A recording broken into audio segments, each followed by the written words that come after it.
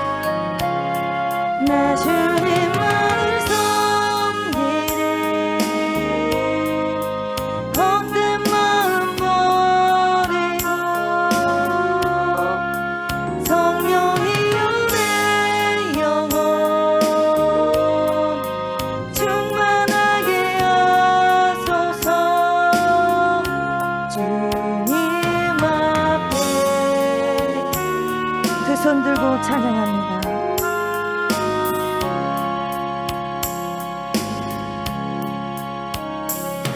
두 손 들고 찬양합니다.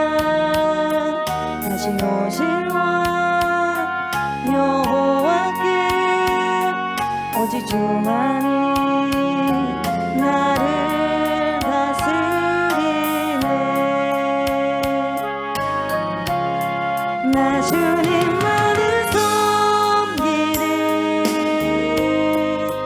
헛된 마음 버리고 성령이여 내 영혼 충만하게 하소서. 주님 앞에 두 손 들고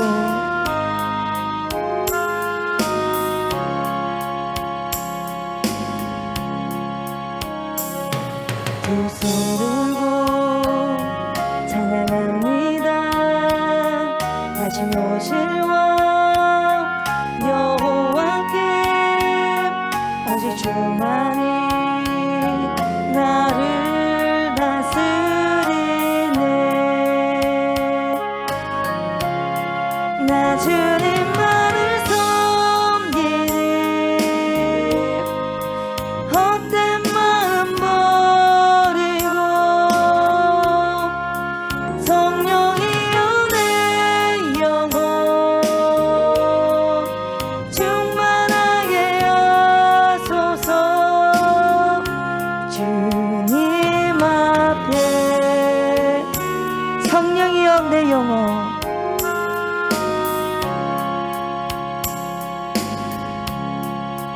성령이여 내 영혼 충만하게 하소서.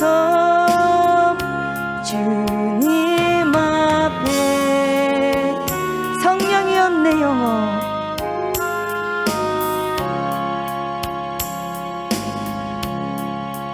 성령이여 내 영혼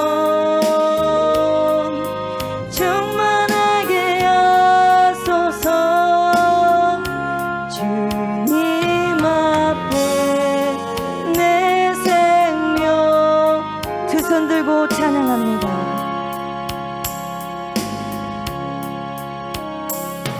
두 손 들고 찬양합니다. 다시 오실 왕 여호와께 오직 주만이 나를 다스리네.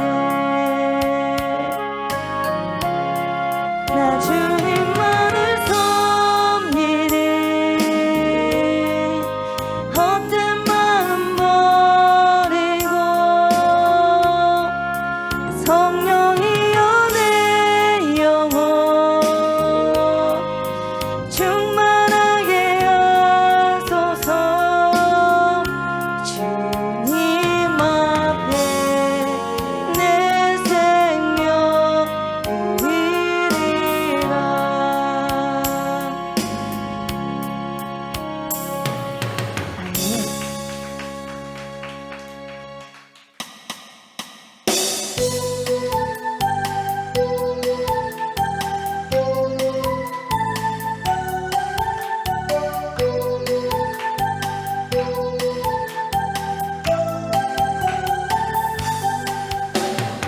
나의 가장 낮은 마음 주님께서 기뻐하시고 작은 일에 큰 기쁨을 느끼게 하시는도다. 내가 지쳐 무력할 때 주님 내게 힘이 되시고 아름다운 하늘나라 내 맘에 주시는도다. 우리에게 축복하신 하나님 사랑 낮은 자를 높여주시고 아름다운 하늘나라 허락하시고 내 모든 것 예비하시네. 찬양함의 기쁨을 감사함의 평안을 간구함의 하나님 알도록 가셨네. 찬양함의 기쁨을 감사함의 평안을 간구함의 하나님 나의 가장 낮은 마음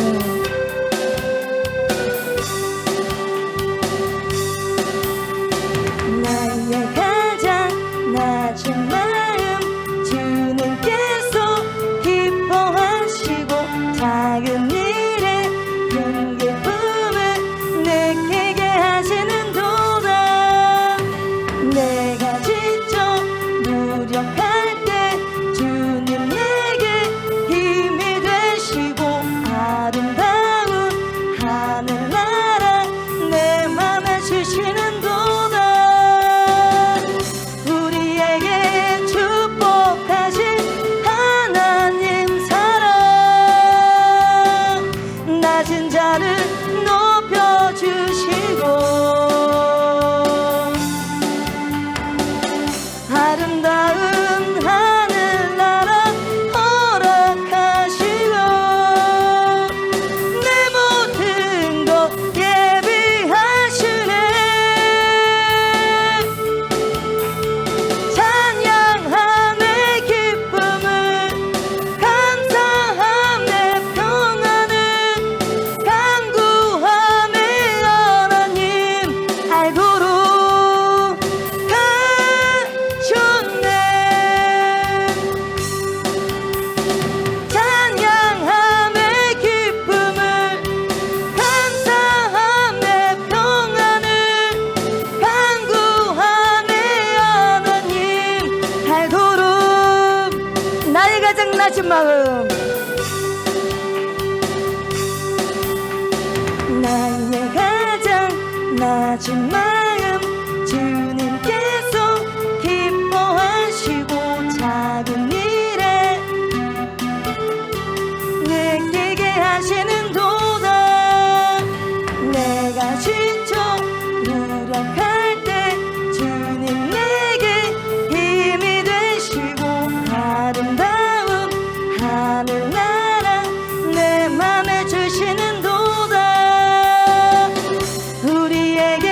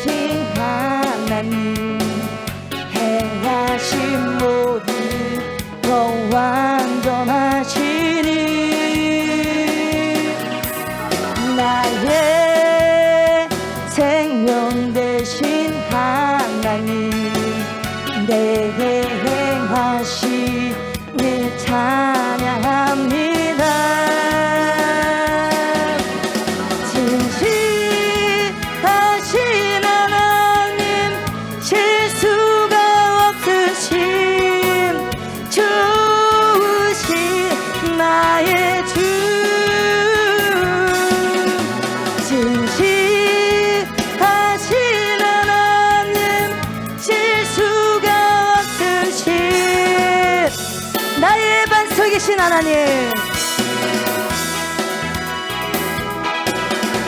나의 반석이신 하나님, 행하신 모든 거 완전하시니, 나의 생명 되신 하나님, 내게 행하신 일 찬양합니다. 진실하신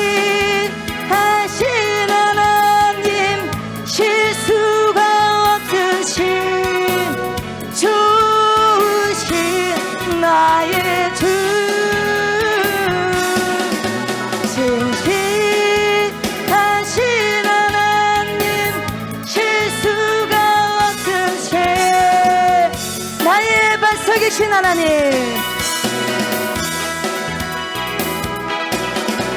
나의 반석이신 하나님, 행하신 모든 거 완전하시니, 나의 생명 되신 하나님, 내게 행하신 일 찬양합니다. 진실하신 하나님, 실수가 없으신 좋으신 나의 주, 진실하신 하나님, 실수가 없으신 진실하신 하나님, 진실하신 하나님, 실수가 없으신 좋으신 나의 주, 진실하신 하나님, 실수가 없으신 진실하신 하나님,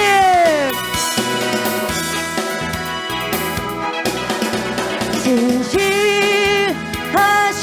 하나님, 실수가 없으신 좋으신 나의 주, 진실하신 하나님, 실수가 없으신 진실하신 하나님,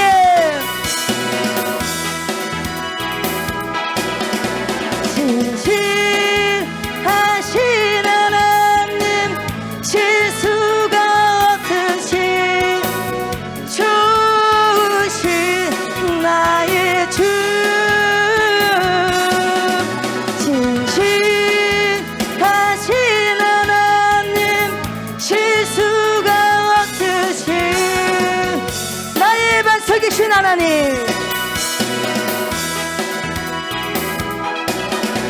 나의 반석이신 하나님, 행하신 모든 거 완전하시니, 나의 생명 되신 하나님, 내게 행하신 일 찬양합니다. 진실하신 하나님, 실수가 없으신 좋으신 나의 주,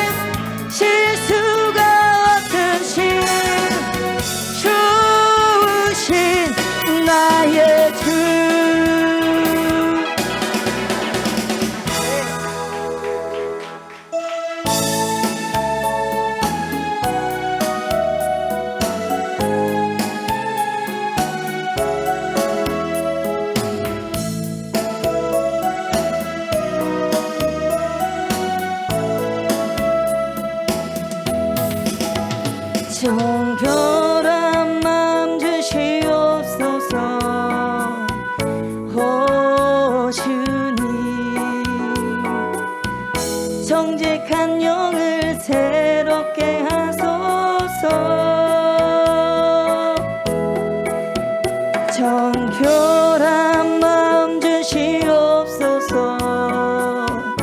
오 주님, 정직한 영을 새롭게 하소서. 나를 주님 앞에서 멀리하지 마시고 주의 성령을 거두지 마옵소서. 그 구원의 기쁨 다시 회복시키시며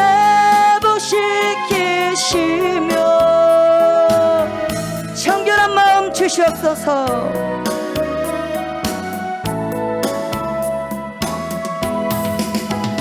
정결한 마음 주시옵소서. 오 주님, 정직한 영을 새롭게 하소서. 정결한 마음 주시옵소서. 오 주님, 정직한 영을 새롭게 하소서. 나를 주님 앞에서 멀리하지 마시고 주의 성령을 거두지 마옵소서. 그 구원의 기쁨 다시 회복시키시며 정결한 마음 주시옵소서.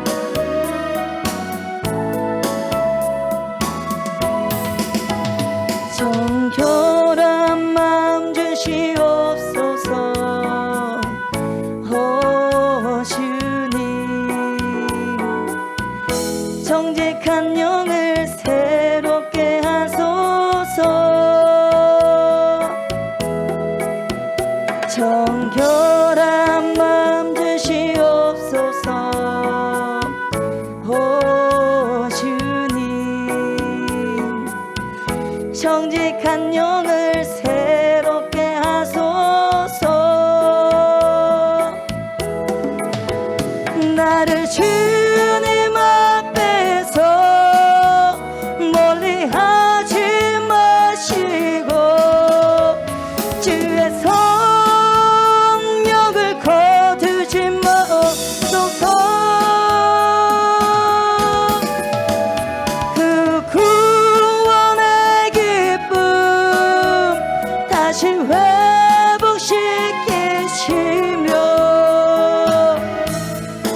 나를 주님 앞에서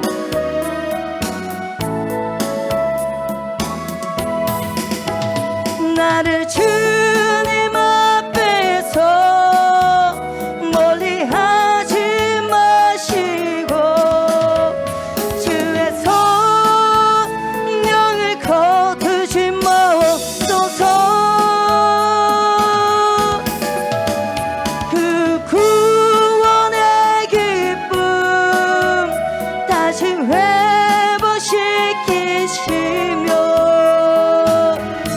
나를 주님 앞에서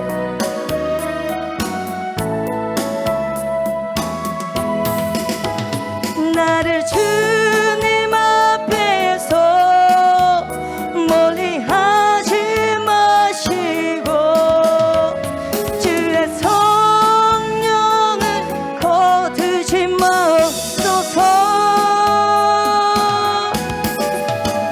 그 구원의 기쁨 다시 회복시키시며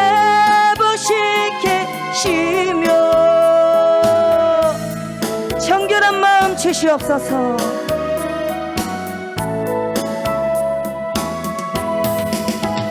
정결한 마음 주시옵소서. 오 주님,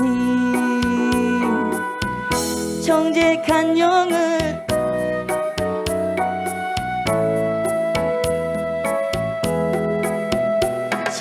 결한 마음 주시옵소서.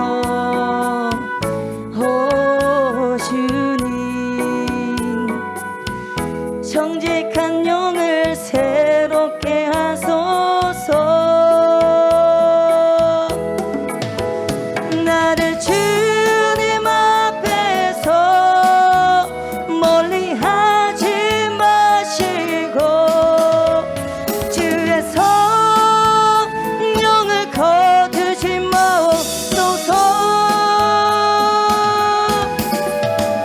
그 구원의 기쁨 다시 회복시키시며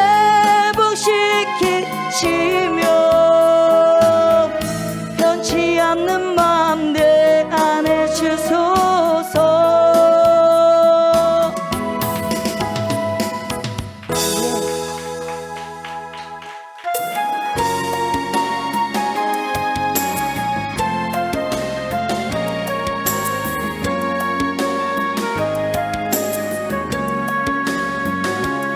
오직 주의 사랑에 매여 내 영 기뻐 노래합니다. 이 소망의 언덕 기쁨의 땅에서 주께 사랑 드립니다. 오직 주의 임재 안에 갇혀 내 영 기뻐 찬양합니다. 이 소명의 언덕 거룩한 땅에서 주께 경배드립니다. 주께서 주신 모든 은혜 나는 말할 수 없네. 내 영혼 즐거이 주 따르렵니다. 오직 주의 사랑에 매여 오직 주의 사랑에 매여 내 영 기뻐 노래합니다. 이 소망의 언덕 기쁨의 땅에서 주께 사랑 드립니다. 오직 주의 임재 안에 갇혀 내 영 기뻐 찬양합니다. 이 소명의 언덕 거룩한 땅에서 주께 경배드립니다. 주께서 주신 모든 은혜 나는 말할 수 없네. 내 영혼 즐거이 주 따르렵니다. 오직 주의 사랑에 매여 오직 주의 사랑에 매여 내 영 기뻐 노래합니다. 이 소망의 언덕 기쁨의 땅에서 주께 사랑 드립니다. 오직 주의 임재 안에 갇혀 내 영 기뻐 찬양합니다. 이 소명의 언덕 거룩한 땅에서 주께 경배드립니다. 주께서 주신 모든 은혜 나는 말할 수 없네. 내 영혼 즐거이 주 따르렵니다. 오직 주의 사랑에 매여 오직 주의 사랑에 매여 내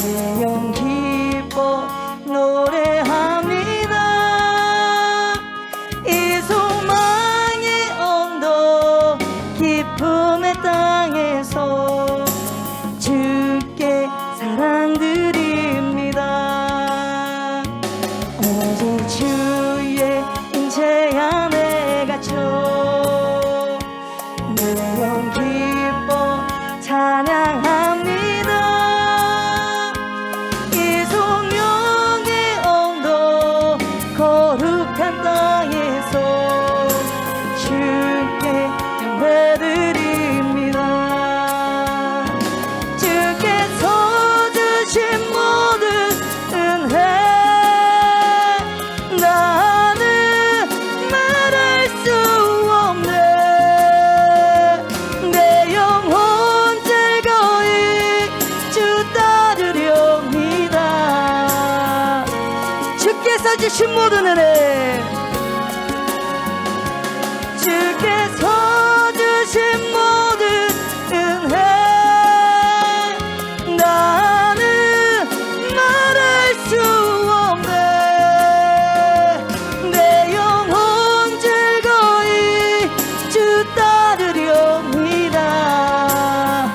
주께서 주신 모든 은혜 주께서 주신 모든 은혜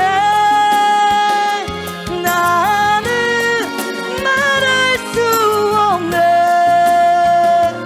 내 영혼 즐거이 주 따르렵니다. 주께서 주신 모든 은혜 주께서 주신 모든 은혜 나는 말할 수 없네. 내 영혼 즐거이 주 따르렵니다. 주께 삶 드립니다. 이 시간 함께 기도하실 때에 주님 우리 모든 삶이 주님께 내어드리는 삶이 될 수 있도록 성령 충만함으로 채워주시옵소서. 또한 오직 주님의 사랑에 매여 우리의 영이 날마다 기쁨의 찬송이 되고 주님을 따르는 삶이 되게 해달라고 주여 세 번 부르짖고 기도하시겠습니다. 하나님 감사를 드립니다. 하나님 앞에 나올 수 있는 은혜를 주셔서 감사를 드립니다. 하나님께서 이끌어 주셔서 감사를 드립니다. 이 시간에도 영으로 진리 가운데서 주님 앞에 예배드리는 심령 되게 하시고 하나님보다 더 귀한 것 없고 주 예수 그리스도보다 더 소중한 것 없다는 것을 이 시간에도 고백하고 선포하며 주님께로 나옵니다. 주님, 주님의 백성들을 기억하여 주시고 연약한 모든 부분들을 구석구석 그리스도의 보혈의 피가 깨끗하게 씻겨주시고 정결한 그리스도의 신부로서 잘 준비되어져서 마지막 날에는 하나님께 칭찬받을 수 있는 거룩한 주의 백성들, 거룩한 그리스도의 신부들 되기를 원합니다. 훈련 받는 것이 때로는 버겁지만 주님 좁은 문 좁은 길로 가서 생명의 그 문을 향하여서 걸어가서 끝내는 이기고 승리하는 쾌거를 부르게 하시고 더 많이 하나님과 친밀한 관계 속에서 하나님의 말씀이 더욱더 믿어지고 하나님의 말씀의 삶 속에서 계속해서 경험되어져 살아계신 하나님, 참으로 역사하신 하나님, 사도행전에만 경험되어지고 기적과 표적과 이적을 일으키는 것이 아니라 지금 이 세대도 우리 가운데 역사하셔서 얼마든지 그때보다 더 많은 기적과 이적과 표적 가운데 주님을 나타내고 드러낼 것을 믿습니다. 믿는 자 안에서 행하시는 성령께서 이 시간에도 제 가운데 우리 가운데 함께해 주시사 그런 귀한 생명력 넘치는 삶을 살아갈 수 있도록 축복하옵소서. 주님의 말씀 앞에 섭니다. 주님 말씀하여 주옵소서. 하나님의 백성들이 겸손히 듣겠습니다. 예수님의 이름으로 기도드립니다. 아멘.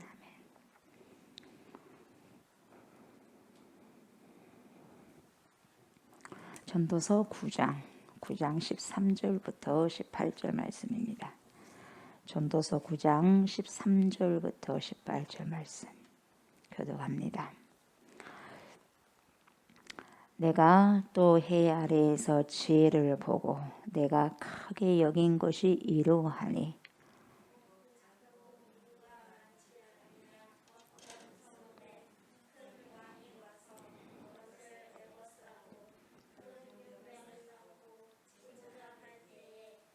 그 성읍 가운데 가난한 지혜자가 있어서 그의 지혜로 그 성읍을 건진 그것이라. 그러나 그 가난한 자를 기억하는 사람이 없었도다.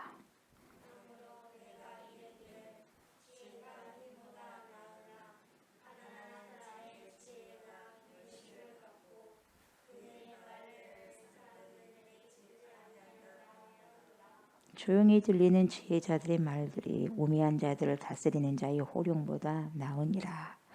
지혜가 무기보다 나으니라. 그러나 죄인 한 사람이 많은 선을 무너지게 하느니라. 아멘.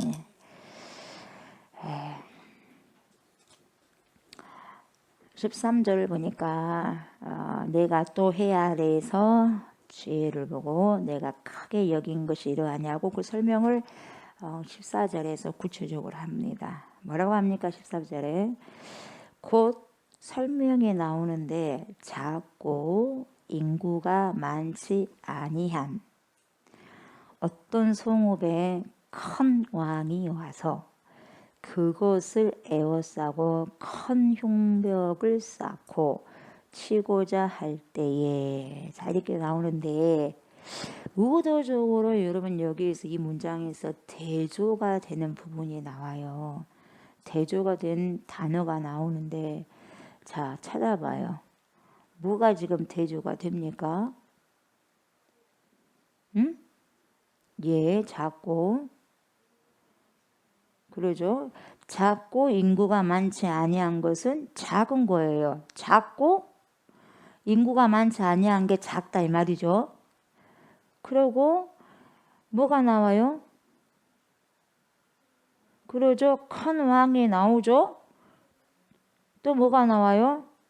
그러죠. 큰 흉벽이 나와요. 그래서 작고 인구가 많지 아니한 이거하고 큰 왕과 큰 흉벽을 의도적으로 대조를 한 거예요. 지금 의도적으로 코엘렛이 한 겁니다. 작고 인구가 많지 않은 성읍에 누가 왔어요? 큰 왕이 들이닥쳤어요. 그리고 큰 흉벽을 쌓았습니다.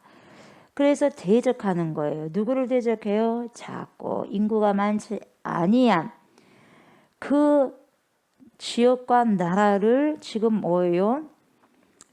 대적하고 쳐들어왔다 이 말이죠. 그러니까 보통 여러분 크고 힘이 센 사람이 작은 자들 이기잖아요. 보통은 그러잖아요.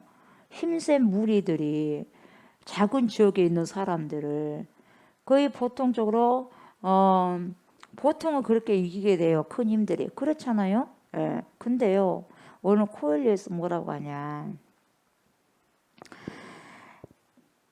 15절에 보니까 가난한 지혜자가 나오잖아요. 그죠? 가난한 지혜자가 있어서 그 사람 때문에 이 싸움에서 뭡니까? 이겨요. 그 힘센 큰 왕이 큰 흉벽을 쌓았지만 이 작고 인구 많지 아니한 성읍을 해내지 못했어요. 해내지 못했다 이 말이에요. 그래서 그 성읍 가운데 가난한 지혜자가 있어서 그의 지혜로 그 성읍을 건진 그것이라. 그런데 보세요. 뒤에까지 잘 보셔야 돼요. 그러나 but however 그 가난한 자를 기억하는 사람이 있어요? 없어요? 이야 이겁니다. 없어도다. 이게 삶이 부조리한 거예요. 삶이 부조리해요. 그러니까 여러분 압도적인 군사적인 힘을 가졌다고 해서 늘 승리하는 것은 아니다 이 말이에요. 예.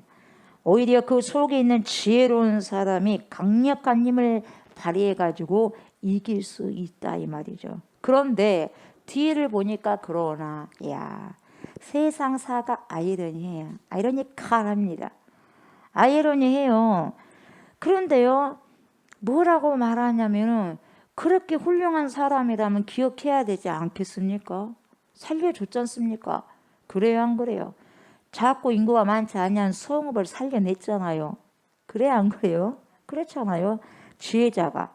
근데 지혜자인데요, 앞에 뭐가 붙어 있어요? 가난한 지혜자. 이게 삶의 부조리예요. 인정을 안 해요, 세상 사람들. 지혜롭고 똑똑한데요, 가난하다는 이유로, 물질이 부족하다는 이유로 해퍼본다 이 말이에요. 네. 쉽게 보고 인정을 안 한다 이 말이에요, 그 지혜를. 그래서 그 가난한 자를 기억하는 사람이 없었도다 이렇게 말한 거예요, 골렛이.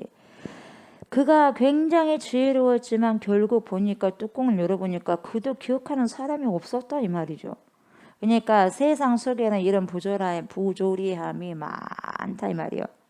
내가 생각지도 못한 부조리하잖아요. 상을 줘야 되지 않겠어요? 비석도 세워야 되지 않겠어요? 예를 들면. 근데 잊어버려요. 인정 안 합니다. 그래서요, 이 삶의 부조리함을 코엘렛의 전도자가 꿰뚫고 있는 거예요. 꿰뚫고 있어요. 하나님의 말씀이, 하나님의 성령이 임하는 자에게는요, 사람의 심령을 꿰뚫는 그걸 주님이 주셔요. 주시고 세상 살아가는 보통 사람은 그걸 알지도 못하고 깨닫지도 못한 부분들을요, 이 코엘렛처럼 하나님이 지혜를 열어주시면은요, 다 보이는 거예요. 그래서 관찰이 되는 거예요, 관찰. 예, 인사이트가 돼요. 이 뭡니까? 성찰이 돼요. 속에까지 성찰이 되는 거예요, 여러분. 밖에 겉에 보인 것만 아니라 사람 심령 속까지 성찰이 되는 거예요.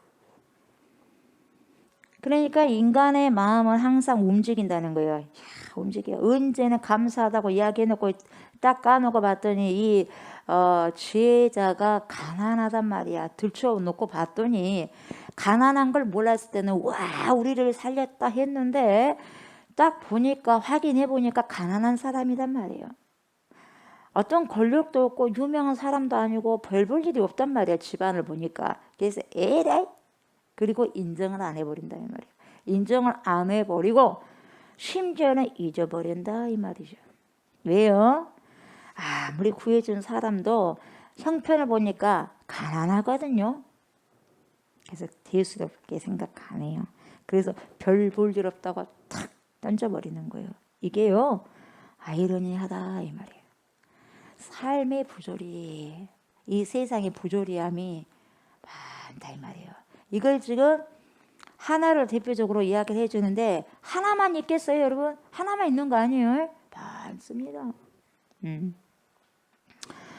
정말 그 사람이 지혜로운 나라를 건졌음에도 불구하고 그 사람이 가난하다는 이유로 여러분 그렇게 위대한 일을 했음에도 불구하고 무시해버리는 거죠.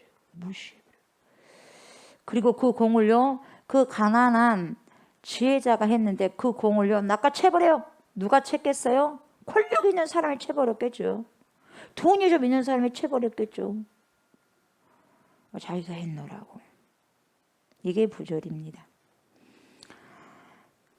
이것이 여러분 세상이 부조리한 것이다. 이것을 보여주고 있어요. 이걸 잘 지금 코엘렛이 보여주고 있어요. 그러니까 이스라엘 사람들은요 이런 씁쓸한 경험이 많았던 것 같아요. 많았던 것 같아요. 그래서 집회서라는 책에 이런 말이 나. 집회서는 외경이거든요. 집회서는 정경이 아니야. 성경이 아니라 정경 밖에 있는 경전이 외경이거든요. 이 외경이가 집회서가 있단 말이에요. 이 집회서 13장 21절부터 23절에 뭐라고 나오냐면 이렇게 나와요. 부자가 헛발을 디디면 친구들에게 부축을 받지만 궁핍한 이가, 다시 말하면 가난한 사람이 넘어지면 친구들에게 걷어차인다. 씁쓸하죠. 22절 부자가 휘청거리면 많은 사람들이 도려하고 그가 허튼 소리를 하는데도 그를 정당화한다. 왜? 먹을 것이 있다 이 말이요. 23절 그러나 궁핍한 이가 휘청거리면 그를 꾸짖고 지각 있는 말을 해도 그에게 설 자리를 주지 않는다. 삶이 부조리해요. 참 씁쓸해요. 씁쓸해요. 그때도 이런 현상이 있었던 것처럼 지금도 똑같은 현상이 일어나고 있고, 예수님 시대 때도 그때도 있었습니다, 여러분. 마태복음 13장 54절에요. 뭐라고 이렇게 나오냐면, 고향으로 돌아가서 그들의 회당에서 가르치시니, 예수님이 가르치셨거든요.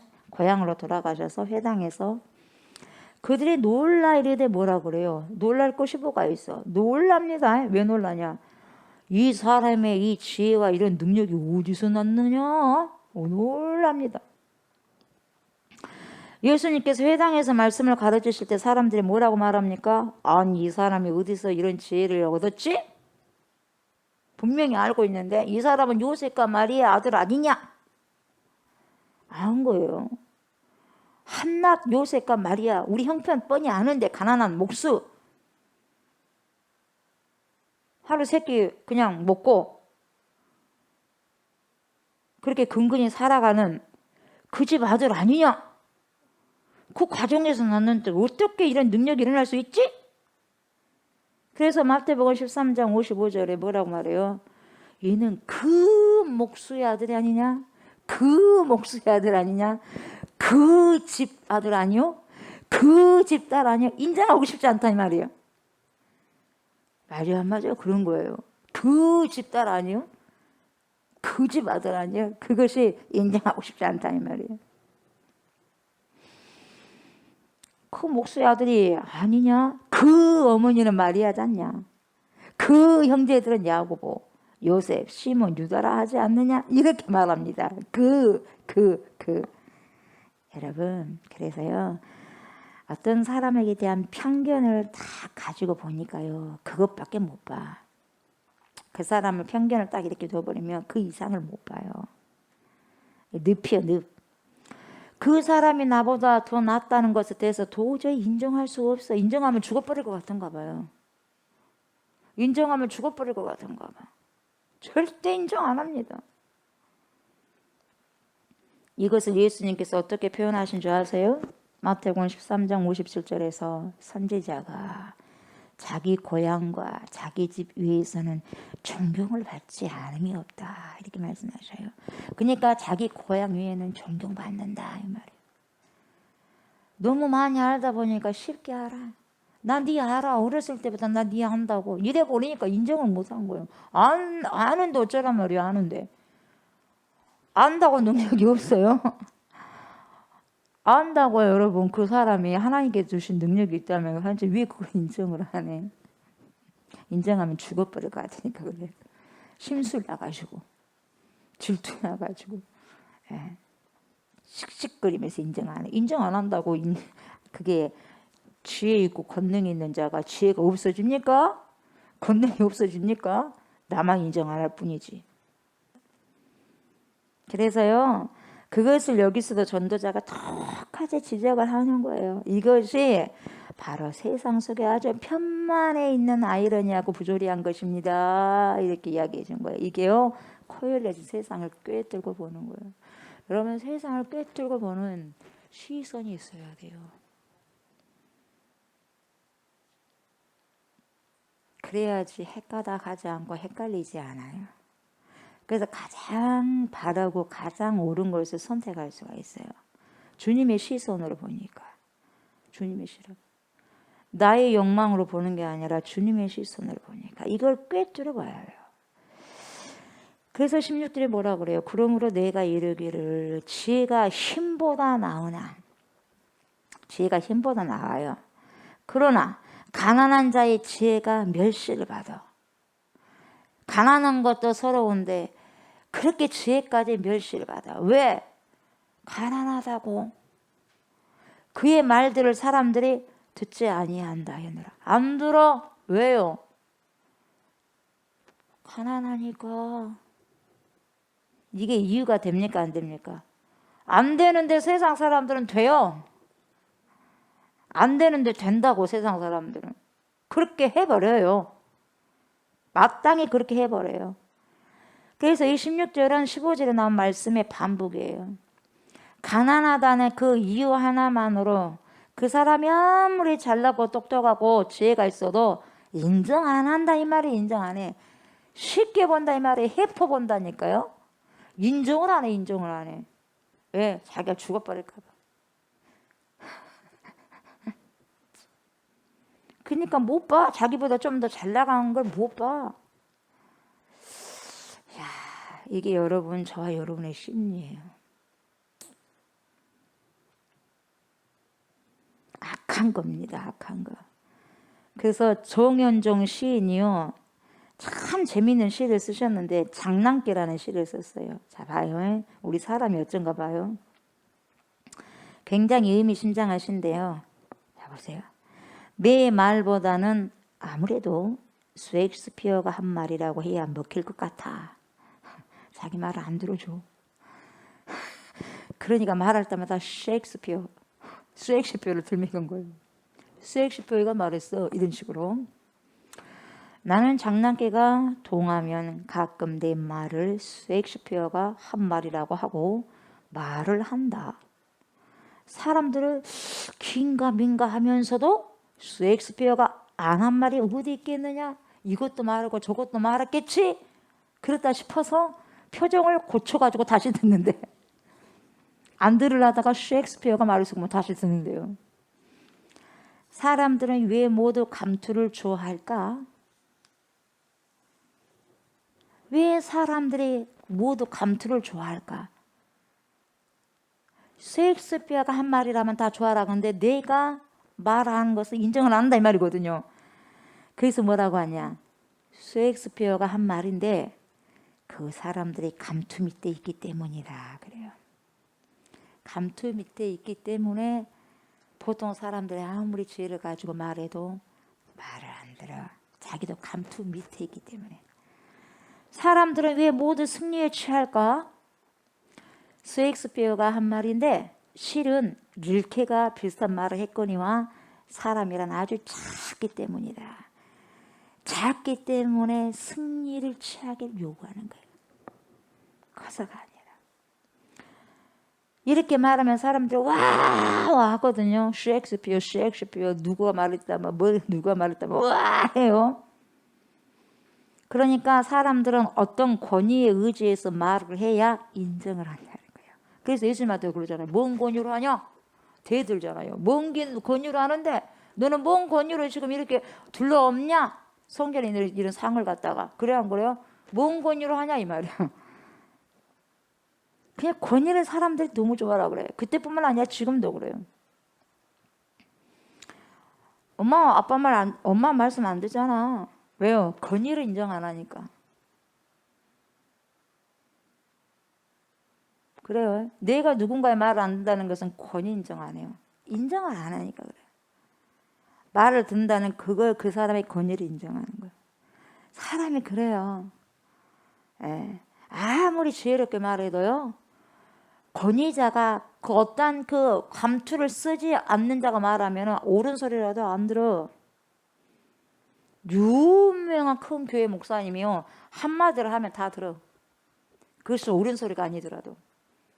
그러나 저같이 개척교회 조그마한 사람이 옳은 소리 하더라도 뭡니까? 콧방귀를 팅팅 끼고 있는 거예요. 별 수 없어요. 이게 삶의 부조리예요. 그러나 귀 있는 자는 성령이 교회에게 주신 말씀을 듣는 거예요. 듣는 거예요. 지혜자는 듣는 거예요.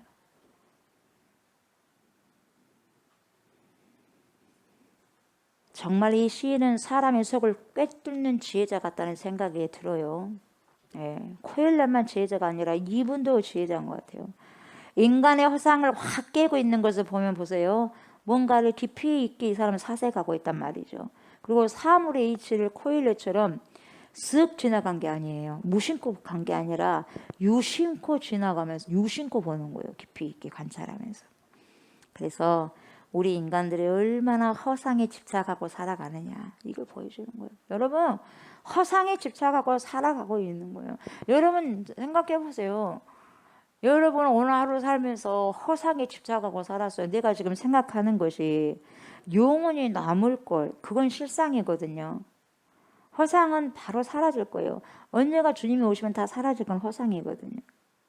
근데 내가 아무리 잘 살았다고 하지만 허상을 짓고 있으면 끝에는 다 사라져 버릴 거잖아요.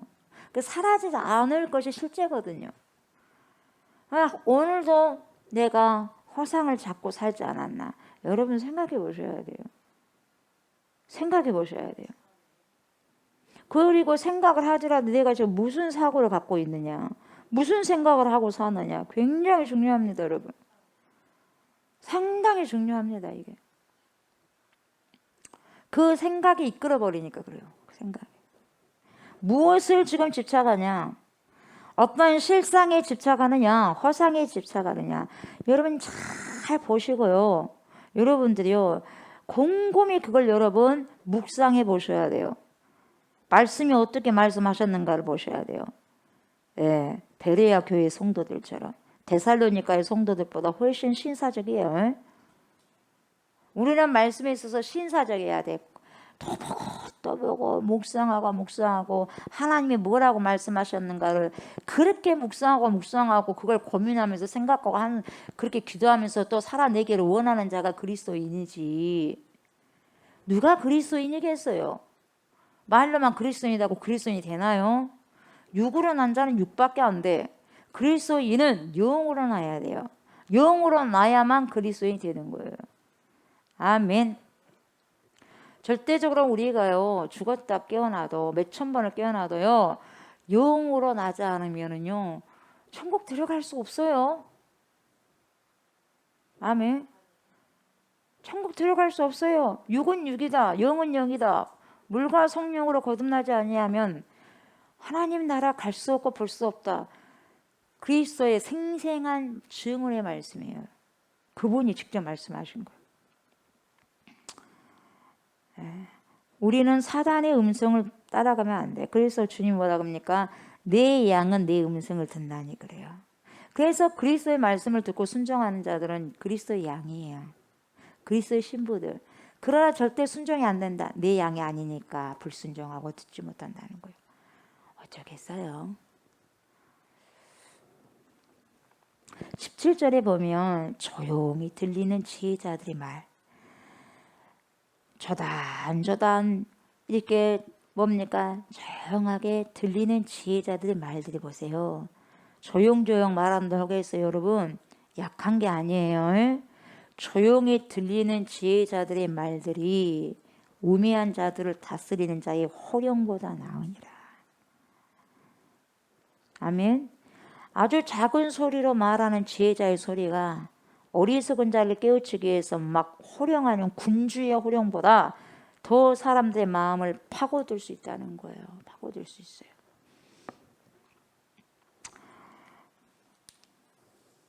큰 것이 우리 몸속으로 파고들까요?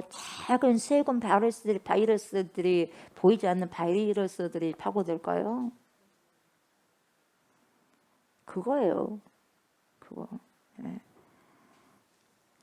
그러니까 여러분 아무리 현실이요 완전히 뒤죽박죽 착종되었다고 한다 할지라도요 이러한 현실조차 부정하면요 우리는 살아갈 힘이 없는 거예요. 그래도 그걸 인정하는 거예요. 세상은 이렇다는 거예요. 어떡하겠어요?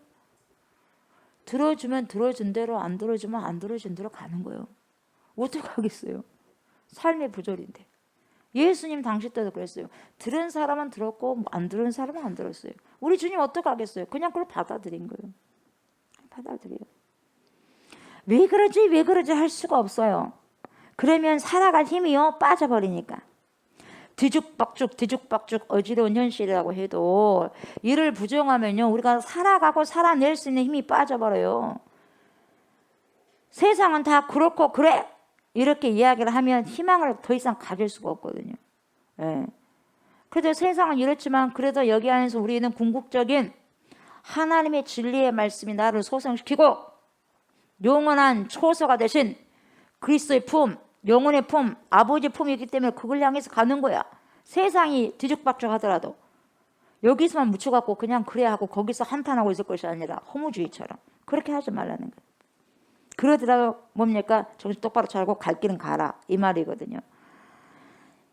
아무리 그렇게 해봐야 뭐 하겠냐. 세상은 다 그렇고 그런 건데 여러분 이렇게 생각하고 허무주의처럼 살면 안 된다 이 말이에요. 예. 그래서 여러분 믿음의 반대말이 뭐예요? 믿음의 반대말이 예? 믿음의 반대말이 뭐예요? 예? 불순종? 불신앙? 불신앙. 예, 맞아요. 또 믿음의 반대말이 뭐예요? 숙명론이 있어. 숙명론이. 아무리 해봤자 소용없어. 이미 타고났다 이 말이거든요. 숙명론 이미 정해졌어 이 말이에요. 아무리 해도 안 된다 이 말이에요. 그러니까 쉽게 말하면 바꿀 수 없어. 바꿀 수 없으니까 뭡니까? 체념하고 살아가는 거예요. 여러분 그래서 믿음의 반대가 숙명론이요. 아닙니다. 우리는 여러분 우리 안 그래요. 아멘. 믿음은 뭐냐? 불가능을 가능하게 만들어요. 그래서 불가능의 가능성이라고 해요. 그래서 현실 속에서 여러분 아가페 사랑 우리가 할 수 있어요? 예수님 같은 사랑 어떻게 합니까? 우리가 여러분 무슨 힘으로 합니까? 불가능해요. 아가페 사랑. 그러나 인간은 할 수 없어요. 인간은 할 수 없는 것을 하게 하시는 하나님의 능력이 있어요. 하게 하시는. 그래서 성령을 받으라 그러잖아요.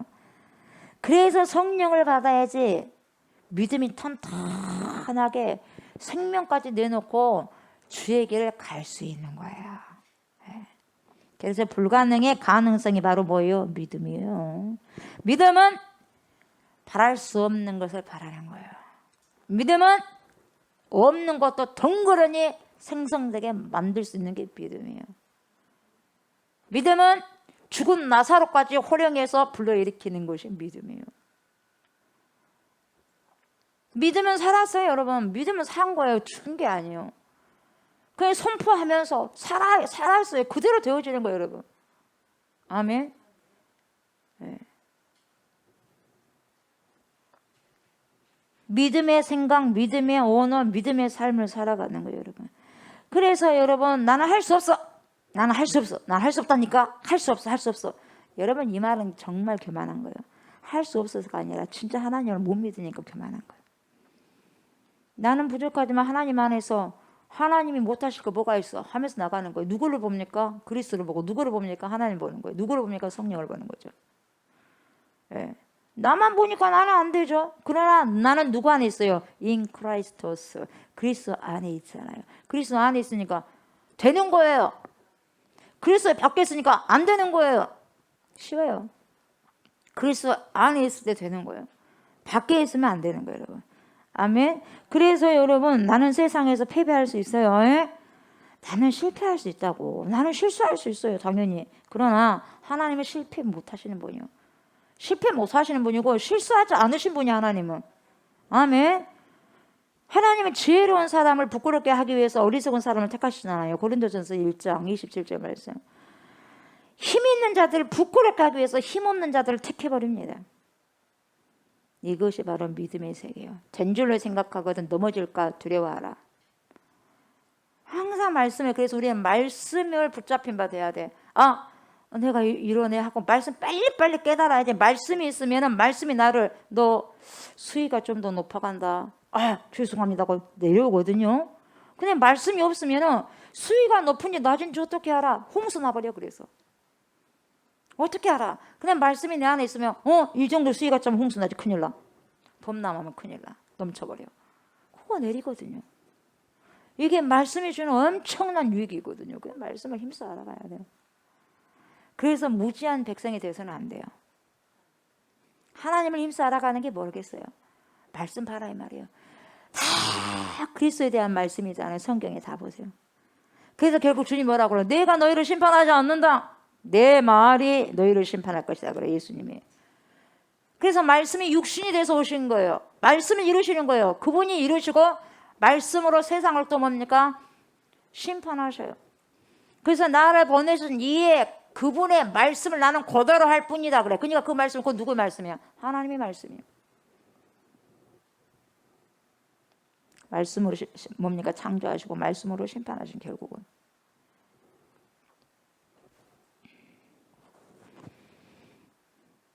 여러분, 그래서요, 우리의 현실이 아무리 지금 우리 현실이 뒤틀려 있다고 할지라도 지혜자의 소리가 어떤 소리겠어요? 여호와를 경외하는 자가 지혜의 근본이잖아요. 지금 이렇게 선포하는 자가 지혜자지. 누가 지혜자겠어요? 하나님의 말씀을 가지고 있는 자들 지혜자지. 뭔 지혜자가 있어요, 여러분? 세상 가서 아무리 많이 알아도 초등학문인데. 그래야 안 그래요? 지혜자의 소리를 들어야지 사는 거예요.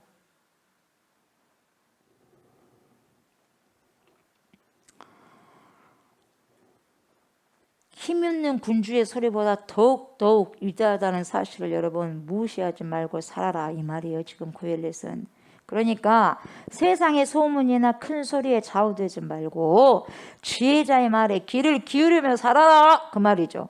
살아라, 제발 좀 지혜자의 말에 귀를 좀 기울여라, 그러면서 살아라.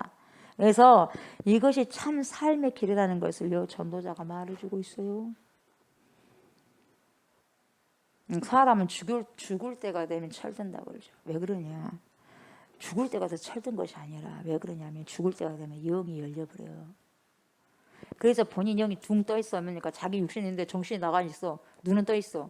사람 보여. 근데 왔다 갔다 하는 거예요. 그러다 보니까 내가 육체적으로 산 이 세상이 다가 아니라 또 세상이 더 큰 세상이 있네. 이걸 봐버려. 그래서 바꿔져 버려. 그 죽을 때 바꿔진 거예요. 그러니까 죽을 때 바꿔질 것이 아니라 미리 이걸 바꿔놓고 살아가야 되는 거예요, 여러분. 현실에 일어나는 모든 일들은 현실에서 이것이 작동되는 것이 아니라 보이지 않는 세계에서 이미 작동을 쏴버리기 때문에 거기에서 근원지가 있기 때문에 여기서 현실이 펼쳐지는 거예요, 여러분. 뭔 말인지 알겠어요?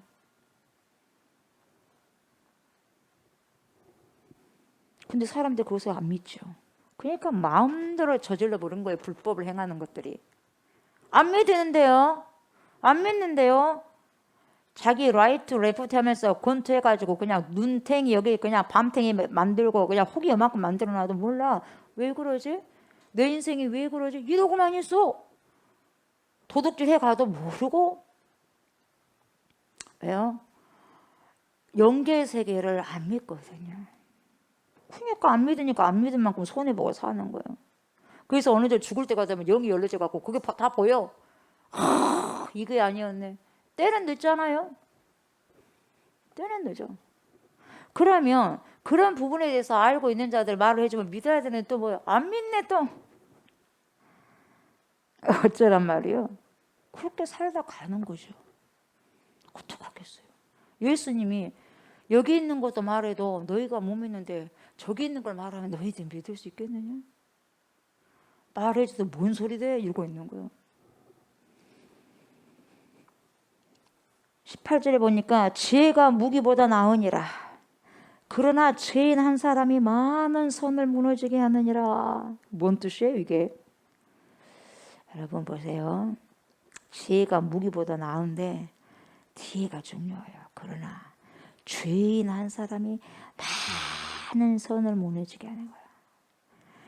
그렇게 좋은 걸 쌓아놨던 것도 한순간에 박살내게 만들어요.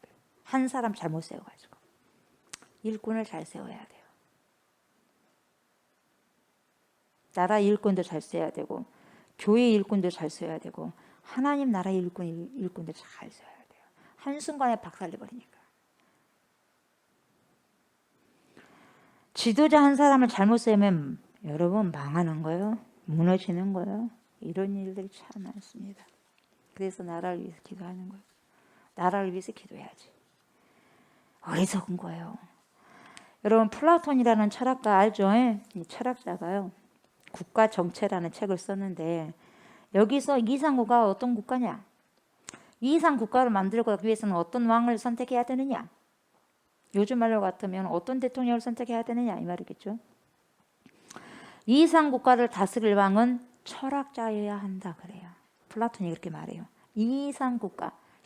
우리들이 꿈꾸는 이상 국가를 만들기 위해서는 왕은 리더십을 발휘하는 지도자는 철학을 하는 사람이어야 된다 그래요.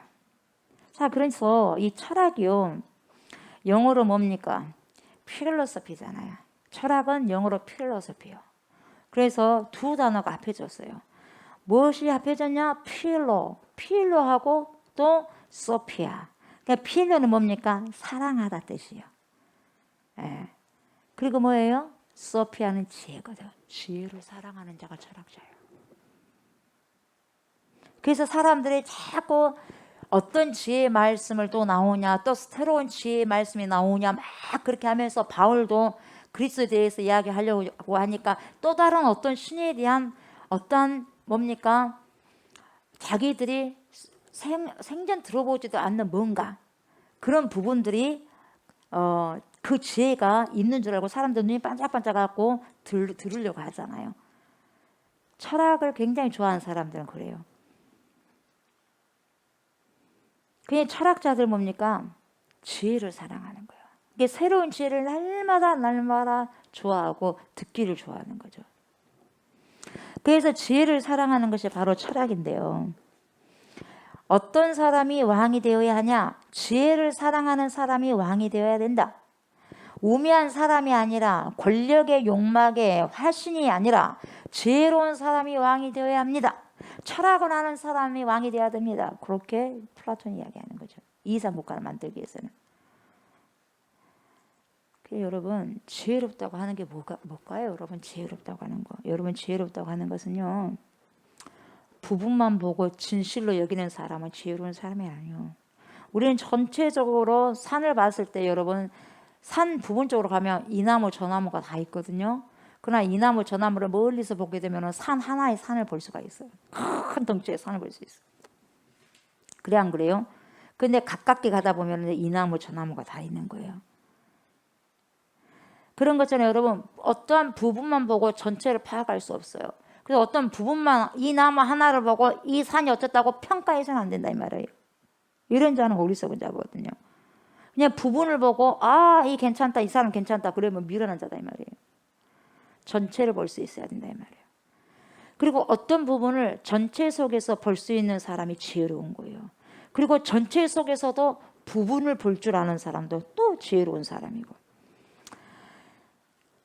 이 큰 덩치 속에서 전체 속에서 보면서도 또 부분마다 소중함을 볼 줄 아는 자도 또 지혜자입니다. 그래서 하나님을 경외하는 사람은 뭡니까? 지혜로운 자예요. 그래서 제일 지혜로운 자는요 하나님을 경외하는 자예요. 하나님을 경외하는 자보다 더 지혜로운 자 없어요. 지혜의 근본이 여호와지 않습니까? 그분을 경외하는데 그분이 얼굴을 쏴버리죠. 그분이 지혜인데 그분의 지혜를 그 빛을 쏴버려. 경외하는 자에게. 그러니까 지혜롭게 되는 거예요. 무명의 사람 아니 유명의 사람이 되는 거. 무명은 빛이 없거든요. 유명의 사람이 돼야 돼. 빛이 있는 사람. 빛을 받아들이는 사람. 하나님을 경외하는 사람은 그런 지혜로운 사람이에요. 왜 그래요? 하나님의 눈으로 세상을 보기 때문에 세상이 파악이 되는 거예요. 인간의 눈으로 어떻게 세상을 봅니까? 못 봐요. 하나님의 시선 속에서 세상이 보여지는 거예요. 그런데 성서에 등장하는 하나님은요 높은 곳에 계시지만 여러분 저 티끌 가운데 처해진 사람들의 엄청난 고통스러운 사정을 헤아리시는 분이에요. 그분이. 그래서 그런 것처럼 지혜로운 사람 그리고 여호와를 경외하는 사람은요 어떤 사람을 뭉뚱그려 가지고 저 사람들은 저래 이 사람들은 이래 이렇게 말 안 해요. 거기서 한 사람 한 사람을 꺼내서 그분 각 개인별로 개별적으로 소중함을 볼 줄 아는 자가 또 지혜로운 사람이에요. 그래서 일꾼을 만들어 가는 거예요. 이런 사람들이 바로 설 때 여러분 나라가 바로 설 수 있고 이런 지혜자 하나님을 경외하는 자들이요 교회마다 세워질 때요 하나님의 나라가 탄탄하게 세워지는 거예요. 세상의 뜻까지 가지고 온 사람들이 교회가 가득가득 10,000명, 10,000명 모여봐요. 소용없어. 하나님 그런 자 안 찾아. 딱 하나님을 경외하는 예배자 한 사람을 찾아요. 다윗같이. 오늘 말씀 여기서 마무리하겠습니다. 오늘 말씀을 통해서 우리에게 주신 교훈을 두 가지로 요약할게요.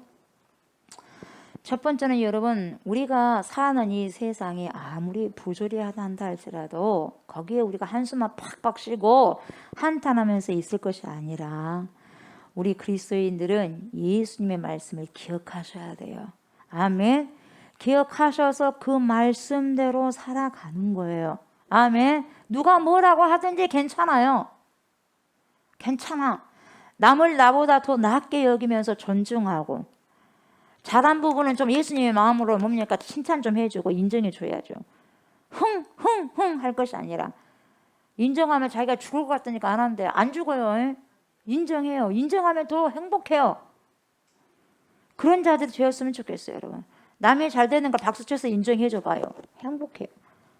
그래서 이 세상 사람 사는 것이 세상 사람처럼 사는 것이 아니라, 우리는 세상에 살고 있지만 세상에 속한 자가 아니에요. 잘 알아야 돼. 우리가 세상에는 걸어 다니지만 세상에 속한 자가 아니라 하늘에 심겨진 자들이 우리가. 아멘. 그래서 하늘에 속한 자처럼 살아가셔야 돼. 아멘. 하늘에 속한 자처럼 살아가시는 저와 우리 성도님들 되시기를 주의 이름으로 축복합니다.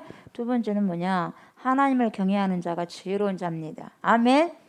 지혜로운 자는 여러분 하나님을 경외하며 살아가죠. 이 지혜는요, 하나님의 시선으로 보기 때문에 그렇습니다.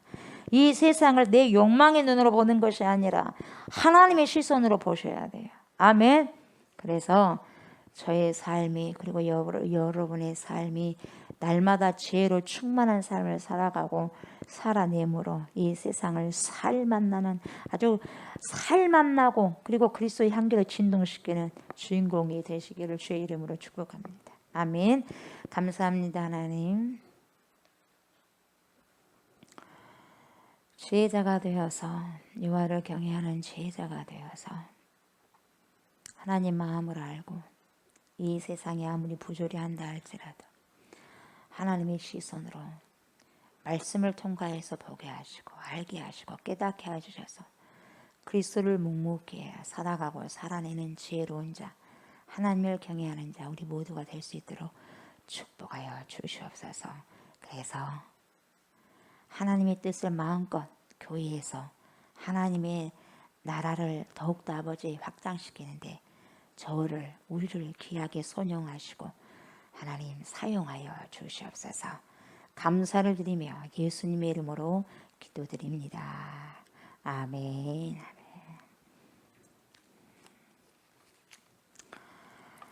하늘에 계신 우리 아버지여, 이름이 거룩히 여김을 받으시오며 나라가 임하시오며 뜻이 하늘에서 이루어진 것 같이 땅에서도 이루어지이다. 오늘 우리에게 일용할 양식을 주시옵고 우리가 우리에게 죄 지은 자를 사하여 준 것 같이 우리 죄를 사하여 주시옵고 우리를 시험에 들게 하지 마시옵고 다만 악에서 구하시옵소서. 나라와 권세와 영광이 아버지께 영원히 있사옵나이다. 아멘. 아멘. 감사합니다.